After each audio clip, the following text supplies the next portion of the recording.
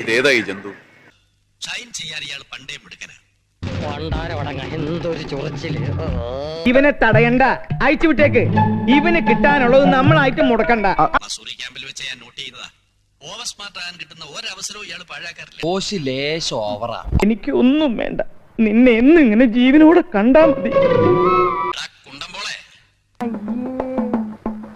അറിയാത്ത Pillai ചൊറിയുമ്പോഴറിയും. Collector Kallungal Paul Varghese ആയപ്പോ നീ ആ പഴയ പേരങ്ങ് മറന്നു അല്ലേ? ചെറിയ വട കൊടുത്ത് വലിയ വട വാങ്ങിച്ചു. ക്യാമ്പിലെ ഷൂ ഷൈനർ ചെക്കനെ മുറി കയറ്റി തോന്നിയാസം ചെയ്ത് കൊല്ലാറാക്കിയപ്പോ ഓടിക്കൂടിയുള്ള കൂട്ടത്തിലാണോടാ നീ എന്നെ നോട്ട് ചെയ്തത്? കുളിക്കടവിൽ അമ്മൂമ്മമാരെ കുളിച്ചും കാണുന്നവരെ അടിച്ചടിച്ചടിച്ചോ. എന്നാൽ ഈ ഉതുപ്പ് പ്രസിഡന്റിന് എന്നാ പറ്റിയേ? കഴപ്പ്. അല്ലെങ്കിൽ നൂൽബന്ധമില്ലാതെ നിന്ന് നിന്റെ അടിനാവി നോക്കി ഞാൻ കാല് മടക്കി തൊഴിച്ചപ്പോഴും ആളെത്ര വെടിപ്പല്ലല്ലോ.